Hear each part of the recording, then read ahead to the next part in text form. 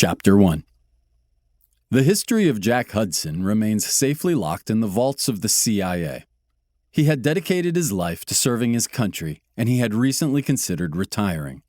He had been out to dinner in the evening, and as he walked towards his rented apartment in Moscow, he felt the heat of a bullet whiz by his head. He did not know who would be shooting at him, although the GRU, an offshoot of the KGB, had a large bounty on him, and he knew others wanted him dead. He quickly ducked into a nearby alley and hid behind a trash bin with his loaded Glock ready to fire and waited. Seconds passed, and the sound of footsteps on the graveled alley alerted him of the danger lurking not far from where he stood. A body ran past him, shouting in Russian, before realizing Jack had hid behind the trash bin. The Glock exploded, and body fell to the ground with a single bullet to the head, and Jack's next shot killed his accomplice as he ran towards him. Jack quickly departed the area and hurried on side streets to avoid a direct path to his apartment. When he arrived at his building, he carefully searched for other possible assassins. Seeing no suspicious activity around his building, he entered through a rear door and ran up the stairs to his third-floor apartment. It took him less than 10 minutes to disguise himself as an old man, gather a backpack containing various identities, and leave via the fire escape. He made his way to the U.S. Embassy, to safety, and for an easy exit out of Russia. It became the last of his many dangerous missions, and he retired after 25 years of service.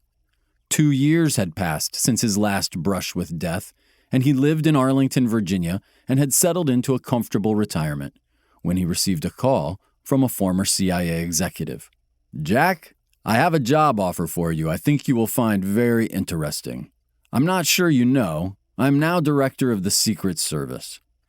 "Congratulations, sir, but you realize I am retired and enjoying my new life."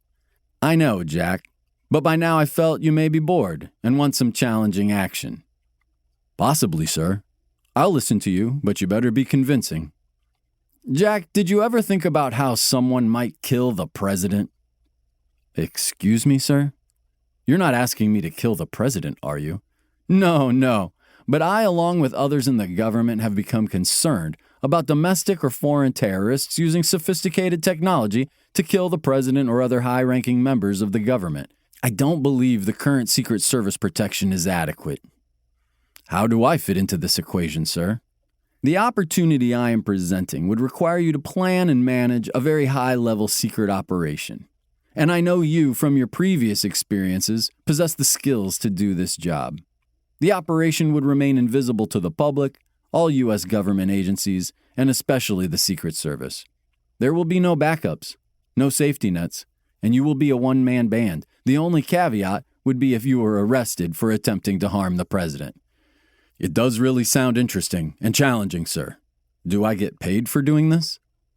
"You will have access to a secret bank account for your spying necessities, and you will be compensated with a large consultant's fee.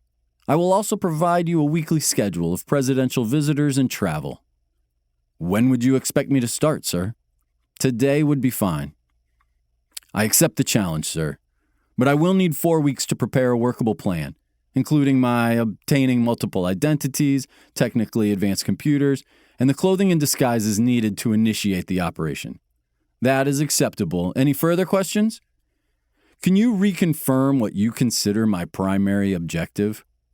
"Your objective is to determine how you could successfully kill an American president."